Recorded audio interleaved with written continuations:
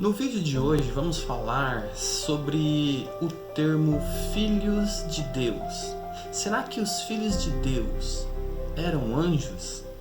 Ali em Gênesis 6, para respondermos essa questão, vamos começar lendo o próprio texto bíblico. Aconteceu que, como os homens começaram a multiplicar-se sobre a face da terra, eles nasceram filhas, viram os filhos de Deus que as filhas dos homens eram formosas, e tomaram para si mulheres de todas as que as escolheram. Havia naqueles dias gigantes na terra. E também depois, quando os filhos de Deus entraram as filhas dos homens, e delas geraram filhos.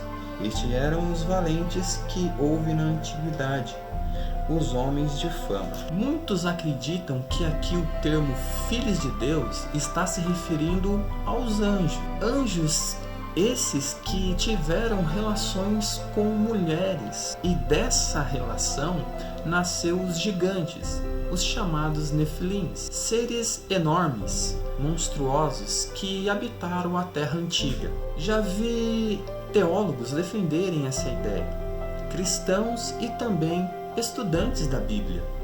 Porém, o que temos que entender é o que a Bíblia diz a respeito desse assunto. Primeiramente, o que temos que entender é que anjo ter relação com o ser humano é totalmente impossível, segundo as próprias palavras de Jesus no Novo Testamento. Ele nos diz que os anjos não têm sexo e não se casam, como está lá em Mateus 22:30.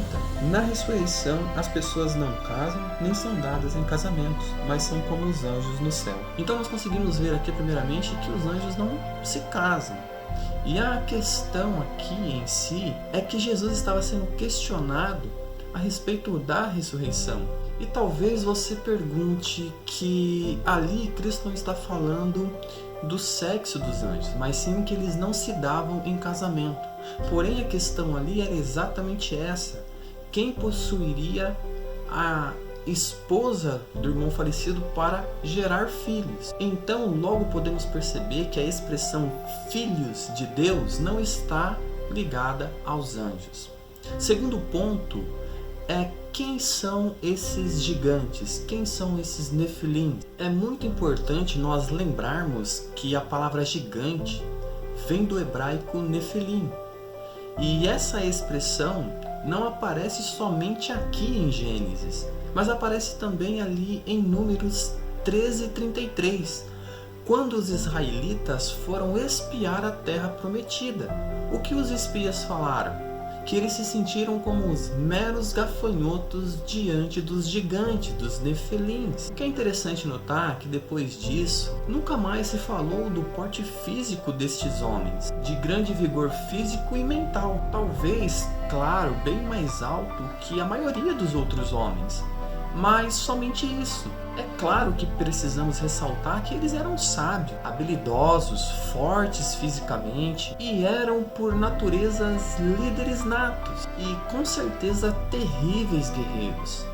Talvez o exemplo mais claro que temos aqui na Bíblia é do próprio Golias. Então, o que quer dizer o termo filho de Deus? Com certeza não quer dizer anjos. Eu não creio particularmente que fossem anjos. O que é mais interessante aqui, o que nos faz acreditar que não fossem anjos, é que quando Deus, no versículo 3, vai castigar a ação desses filhos de Deus, ele não castiga os anjos, mas ele castiga os homens, os seres humanos. Se aqui o termo filhos de Deus fosse os anjos, Deus teria que castigar então os anjos e não os seres humanos.